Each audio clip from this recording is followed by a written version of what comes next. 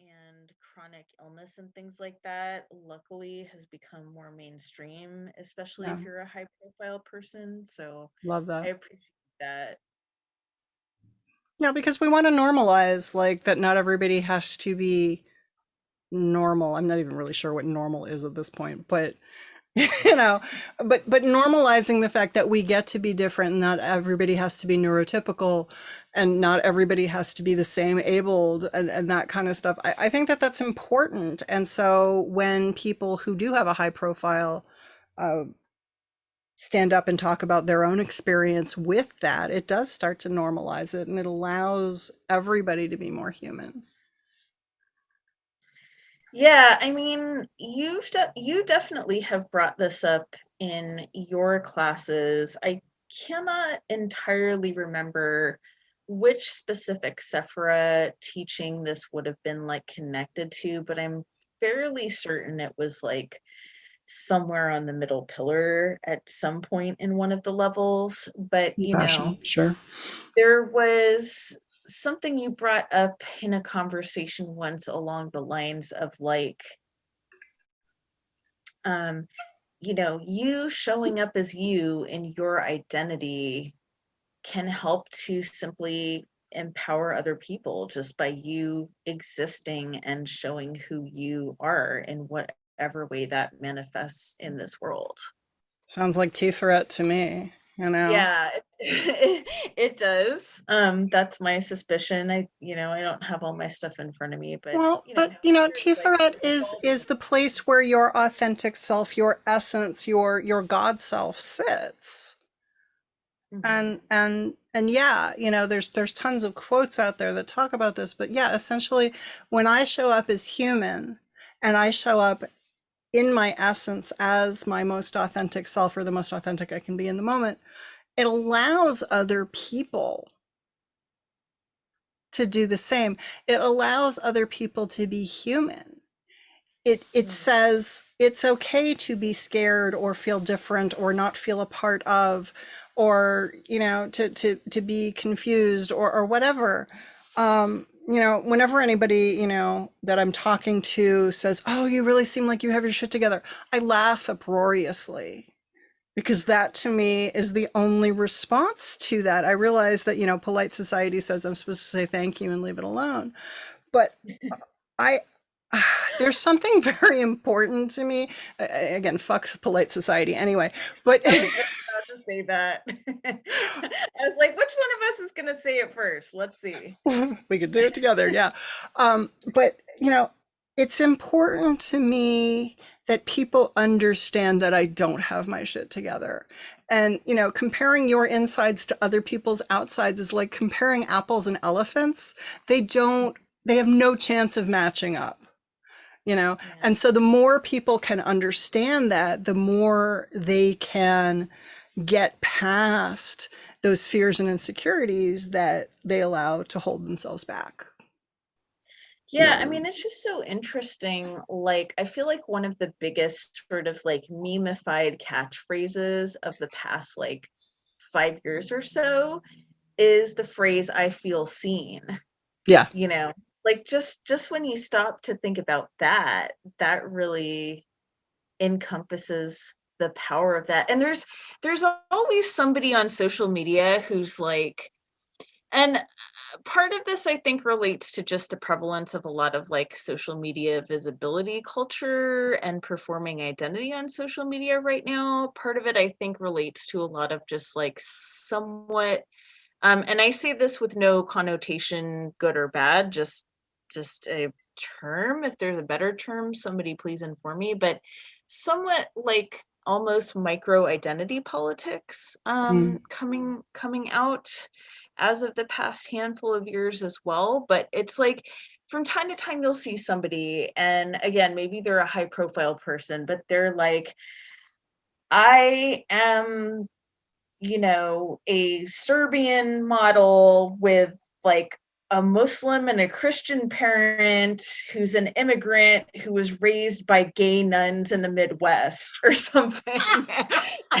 And then like they'll just come out with it like on social media and like a bunch of people will be like, this is fucking great. I am too. Like, my parents were like black cowboys who were, it just, it's more powerful than we think sometimes, Sure, absolutely. Well, and that's part of the thing of Tiphareth too, is the simple act of allowing ourselves to be seen, of dropping our masks, Mm. can be amazingly powerful for everyone around us and also for us. I mean, the idea of feeling safe enough or secure enough or trusting enough that the universe has our backs to drop our masks Mm. is powerful.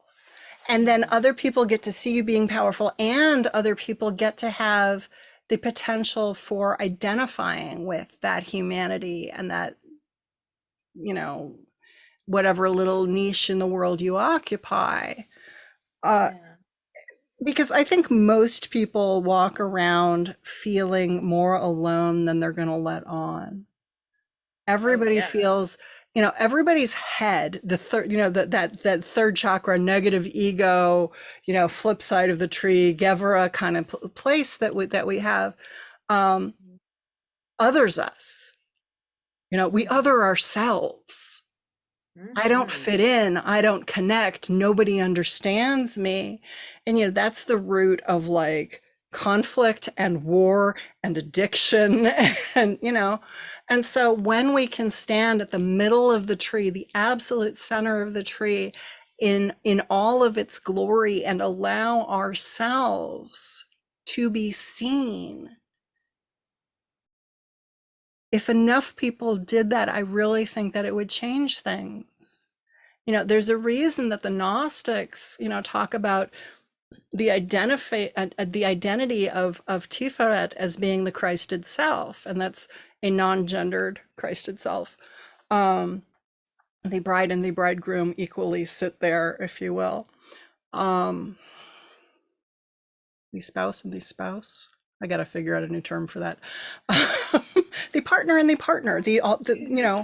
All of the I like essences of that. self. Um, but that place where we connect to others and we connect to ourselves sits in Tiferet. And that is, to me, the most powerful place on the tree.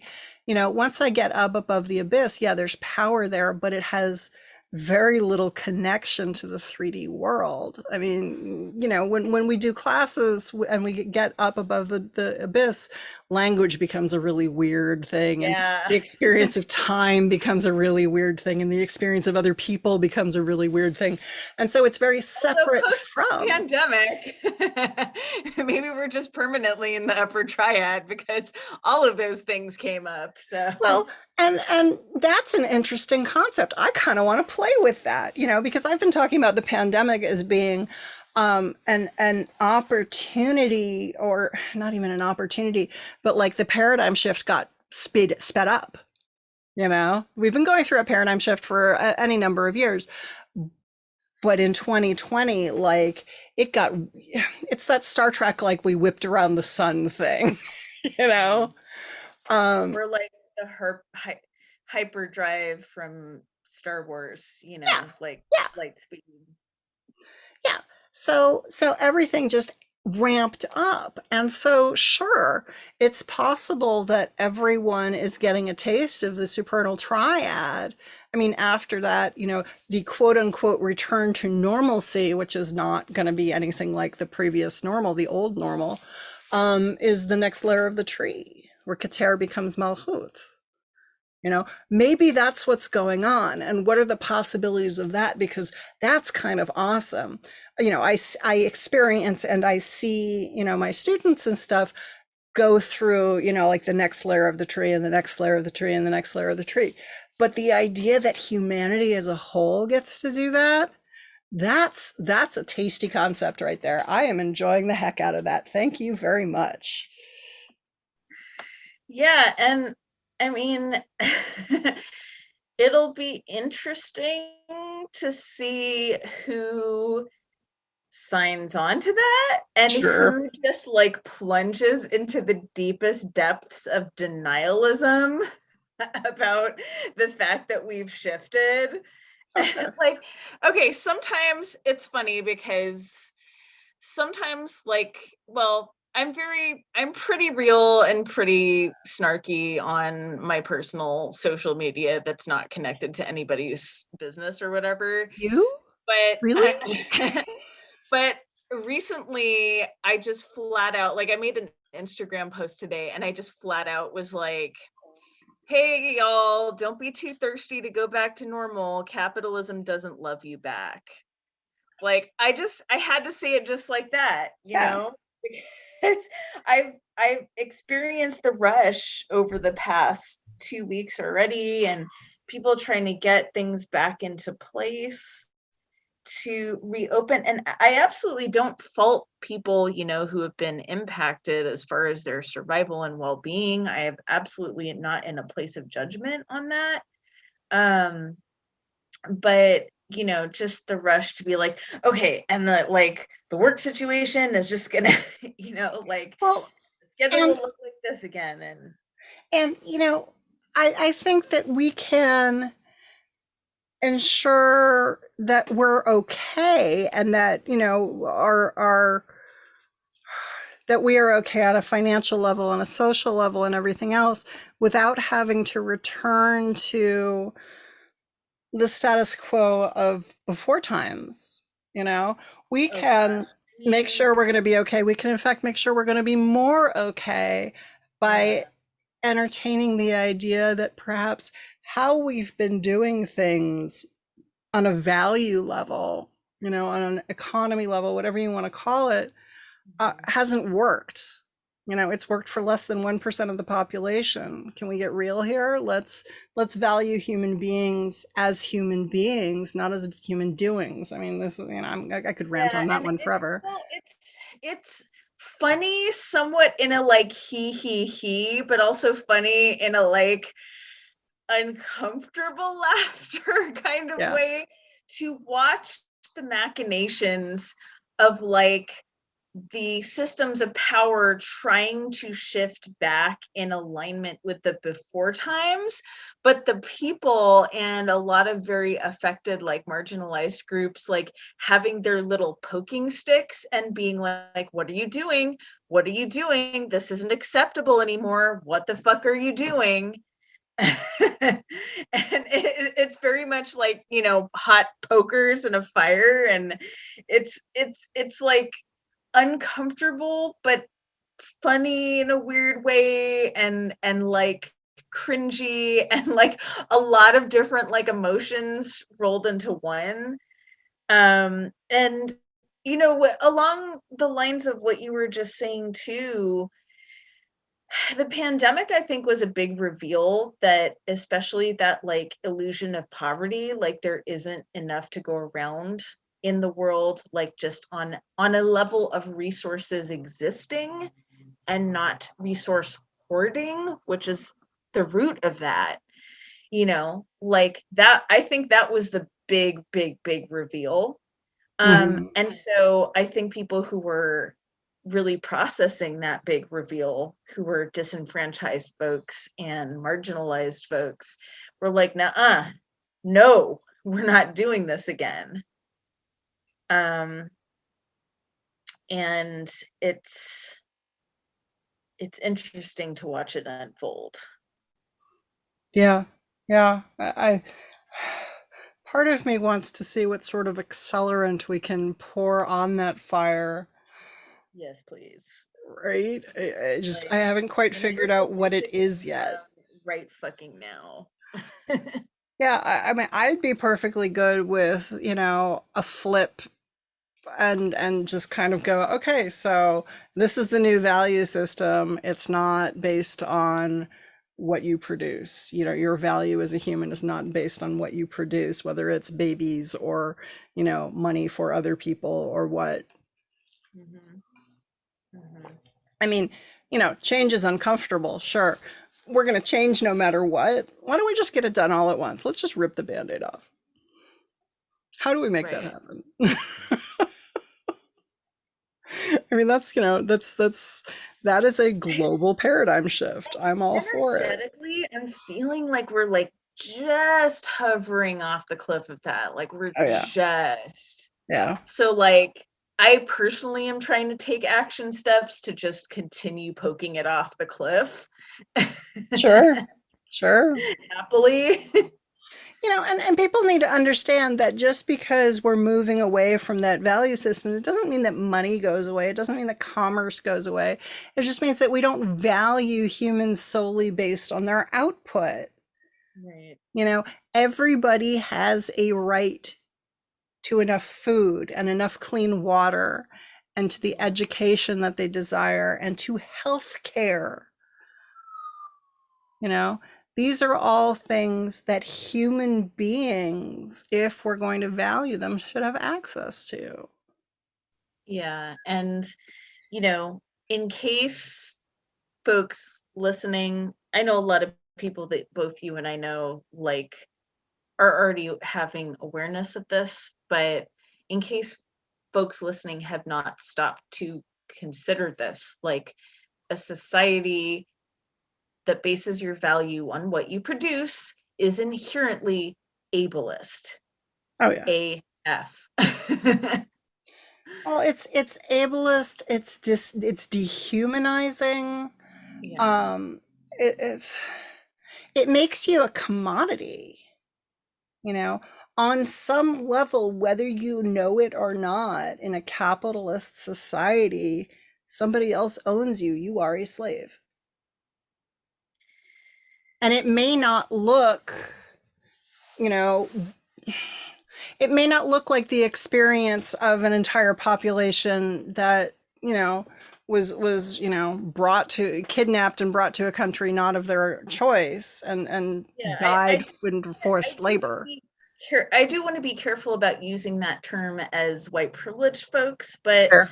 I also think it's important to think about the historical fact that the existence of what we are experiencing within this iteration was founded on chattel slavery and exploitation Yeah. of Yeah. enslaved peoples. So if we pull it back to that, I Sure. think it's Sure. No, and appropriate that's to absolutely consider fair. I don't wish to. and on stealing people's land because that's relevant right now. Yeah, I mean, so Luna Pantera, who is a teacher up in the Bay Area who does a lot of really amazing spiritual womanist work. Um, I had the privilege of sitting in on one of her workshops a number of years ago, and she's very clear on the fact that you may not see the chains on your wrists, but because we live under a patriarchy, you are under your own disadvantage in this culture. She's like, she basically said, this is not a direct quote, but it's really close, is white women are as affected differently, but as affected by patriarchy and slavery as black women are. Your chains look different, but you're still not free. And I guess that also speaks to the fact that in some cases, like people who identify as white women make choices that align with the white patriarchy because they are trying to, they're under the impression that they're uplifting themselves to a state of better survival. And that's not to rationalize harm. I want to be really clear about Sure. that. It's just like, oh, well, that kind of explains that a little bit better. Well, there's the idea that, so what I've seen from the people I know, the women I know who have kind of fallen into that weird group to me is if I do this, I get to continue being relevant. And if you're already feeling like you have to justify your relevancy, you're not free.